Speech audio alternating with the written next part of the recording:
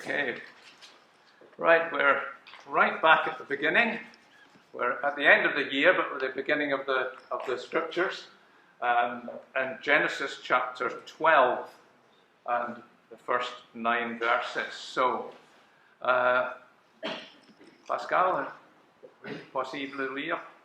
L'Éternel dit à Abraham, quitte ton pays, ta patrie et la famille, et va dans le pays que je te montrerai. Je ferai de toi une grande nation, je te bénirai, je rendrai ton nom grand et tu seras une source de bénédiction. Je bénirai ceux qui te béniront et je maudirai ceux qui te maudiront. Et toutes les familles de la terre seront bénies par toi.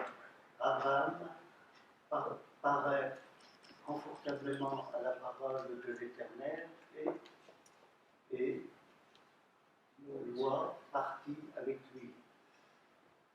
Abraham était âgé de 75 ans lorsqu'il quitta Charan. Il prit sa femme, Sarai et Lot, le fils de son frère. Il prit aussi tous les biens et les serviteurs dont il était devenu propriétaire, et Charan, et ils partirent pour se rendre dans le pays de Canaan où ils arrivèrent. Merci. In English now, please, someone. The Lord had said to Abraham, "Go from your country, your people and your father's household to the land I will show you. I will make you into a great nation, and I will bless you. I will make your name great, and you will be a blessing. I will bless those who bless you, and whoever curses you, I will curse. And all the people on earth will be blessed through you." So Abraham went as the Lord had told him, and Lot went with him. Abraham was 75 years old when he set out from Haran.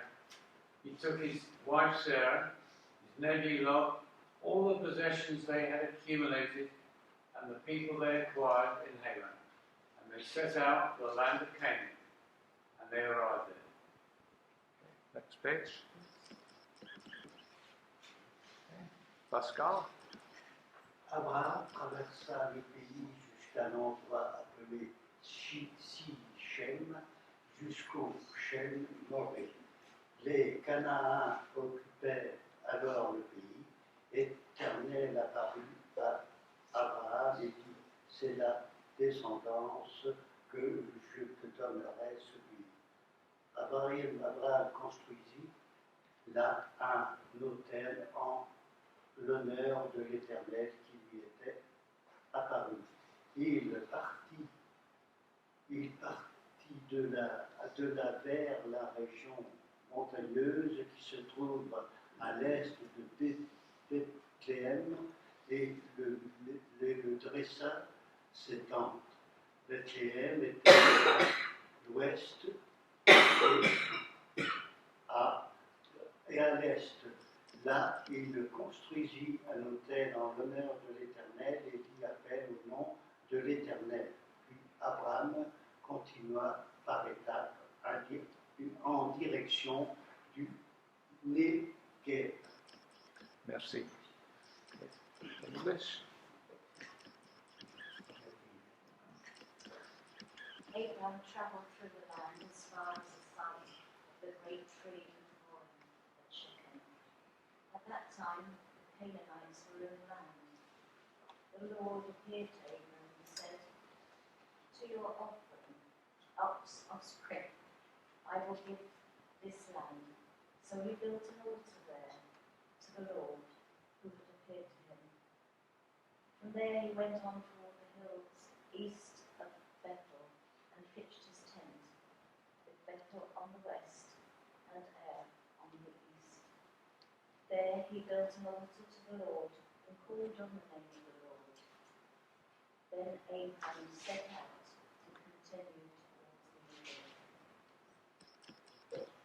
Thank you.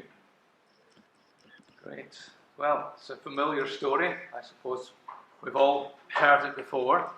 But I thought it appropriate as we face a new year to think about the possibility of a new call from God on our lives as individuals, as a congregation, as we set out into a new year. Of course, New Year is a totally artificial construction. You find different timings for New Year in different cultures. So the Chinese have a different time for New Year from what we have. The Muslims have a different time for New Year. The Jews have a different time for New Year. And I suppose cultures across the world have different times. So the actual timing is a bit artificial. But it is important, I think, to mark the changing of the years. And every culture does that. We mark the new beginnings of a new year and the ongoing challenges from year to year. So for us, for our new year, it's a good time to assess where we are and where we're going. It's also good to remember, of course, that every day is a new day with God, and His steadfast love is new every morning. We don't need to wait till the end of the year, the beginning of a new year, for the steadfast love of the Lord to be renewed. It's new every morning, and His faithfulness extends to every generation. So just because our forefathers knew the love of God, it doesn't mean that we can't, because His faithfulness extends to all generations. And also He promises grace for each day. And He says to us, according to your days, so shall your strength be. That's a verse that we've been given a few times recently. Whatever we face, whatever challenges we have to come up against, we can be assured of the love of God being constantly with us and for us, and the grace of God to enable us for that. That doesn't mean to say it won't be hard sometimes. In fact, following the Lord is, He says, to take up your cross to follow Him. That's not easy. And He promises us trouble in the world. But He says, don't worry, I've overcome the world. So, as we face a new year, we need to hear the voice of God. If we're going to move forward in faith, if we're going to move into everything that God has for us, then we need to hear His voice. And this is what happened for Abraham. You know, Abraham had been in this town of Haran for quite some time. We're not sure exactly how long. He had set out with his father to go to Canaan. His father had heard the Lord saying, go to Canaan with your family. And they'd set out, but they got bogged down. You ever had that experience? You've heard the voice of God. He's told you His plans for you. He's said something. He's revealed something to you about what He has for you in store. And you get bogged down somewhere along the way. It would be very easy to get bogged down in Haran because it was a place of prosperity. It was a place of comfort, of wealth. This is where Abraham grew in wealth. In fact, he's not Abraham at this point, he's Abram. So remember that. But he was in a place where, I suppose, where our ancestors in Britain and France were living in caves. They were living in houses with central heating. And all sorts of mod cons. Not sure about the plumbing arrangements, but we'll draw a veil over that. But yeah, it was a place of prosperity, a place of peace, a place of well-being, and it would be very easy to settle down there. But one of the great things about our relationship with God is that He doesn't leave us to settle. He comes like the eagle and He stirs up the nest. He says, right, it's time to move on. So Terah died in Haran, and then we see that at the end of chapter 11, and then it says the Lord had said to Abraham, leave your country, your people, and your father's household, and go to the land I will show you. And notice that tense. That's a perfect tense. The Lord had said.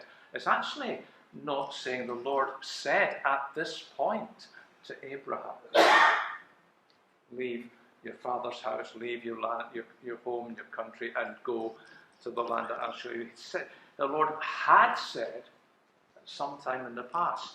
And it's just occurring to me as I speak to us now, something must have happened to stir up the remembrance of that. Because in all the enjoyment of the comfort and the well-being of Haran, Abram and his family had forgotten the call of God. But something stirred that up again. And in his mercy and his grace, the Lord will do that. He'll bring back to our minds things that he said to us in the past. He'll bring to us in a fresh way the things that he wants us to hear and to move into.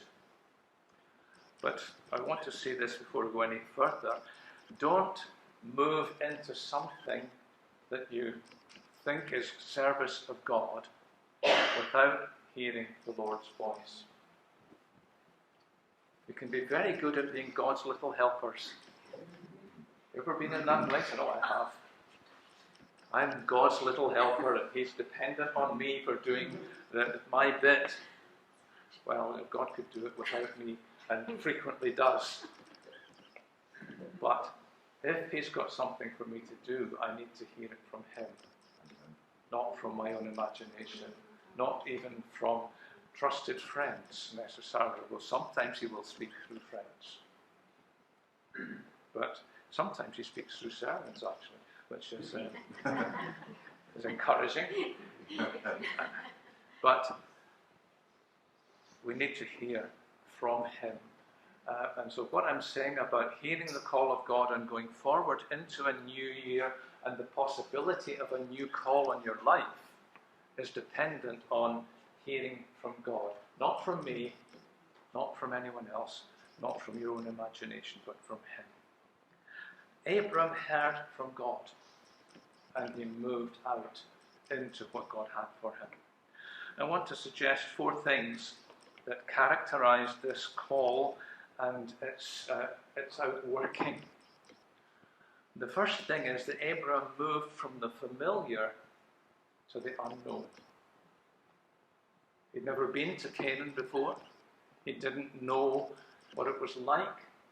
He didn't know, I don't know whether he knew the way there, but he knew that God had called him to go there. He went from the familiar to the unknown.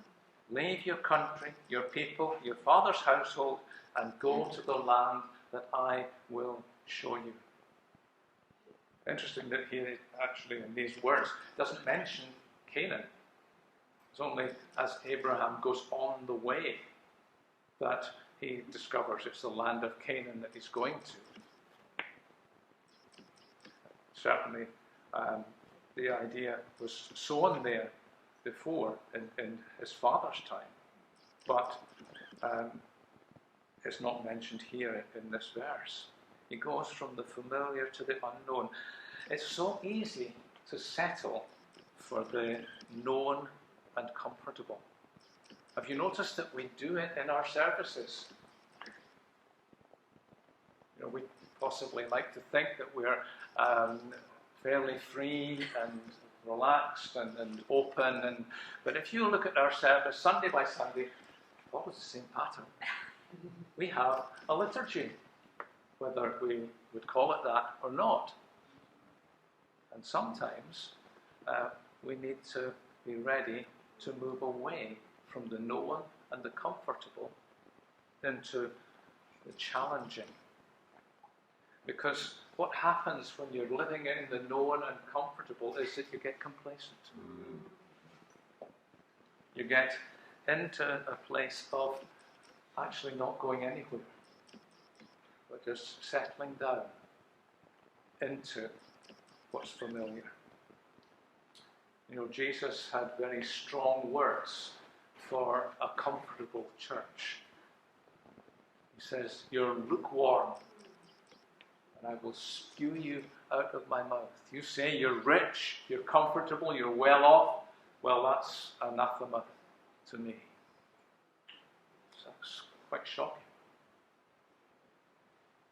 We need to be ready, if the Lord says so, to move from the familiar into the unknown. Second way in which Abram moved was from obscurity to prominence. Maybe that's a bit more welcome, that we are not talking just about being uncomfortable now, we're actually talking about having a prominent place. In verses 2 and 3, he says, I will make you into a great nation, and I will bless you. I will make your name great, and you will be a blessing. I will bless those who bless you, and whoever curses you, I will curse. And all peoples on earth will be blessed through you.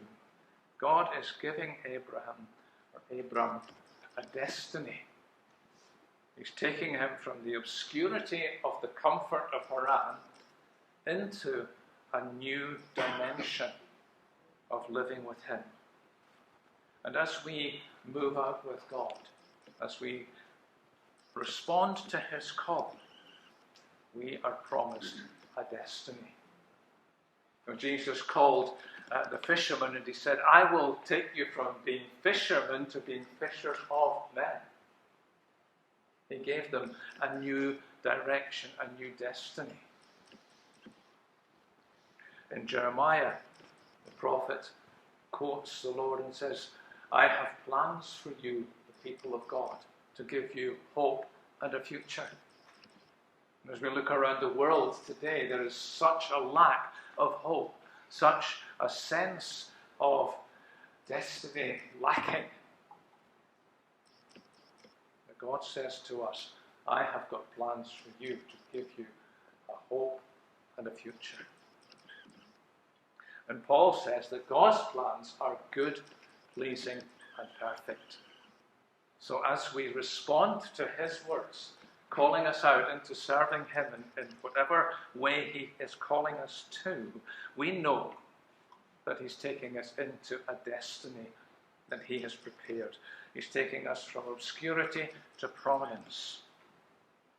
When we get to the very end of the Bible, when we get to the book of Revelation, we find that there around the throne of God are the saints, those who have trusted in him. Not the plaster saints that you see in a church building, but the real saints sitting in these chairs here today, who have trusted in Jesus and are following him.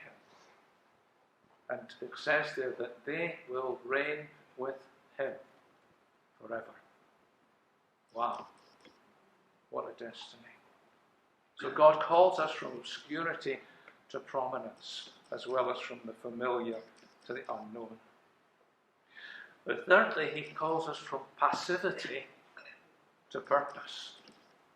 In verses 4 to 9, we find Abraham, having realized that the Lord has called him, having decided to follow that call, stepping out into the unknown and into purpose and direction for his life.